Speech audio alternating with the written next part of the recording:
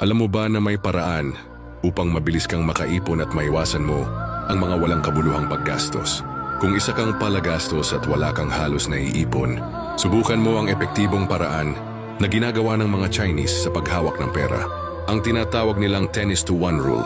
Halimbawa, kung sumasahod ka sa isang buwan ng 10,000s, itabi mo ang 9,000s at pilitin mong pagkasyahin ang 1,000 sa isang buwan.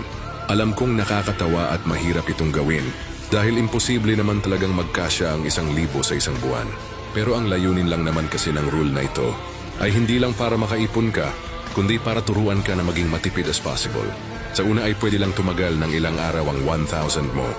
Pero habang tumatagal, mamamalayan mo na lang na napapagkasya mo na pala ang 1,000 mo ng 1 o 2 linggo. Walang mali kung gagawin mo ito dahil hinahanda mo lang ang sarili mo sa kagipitan. Mas mabuti ng handa dahil di mo alam kung kailan ka mangangailangan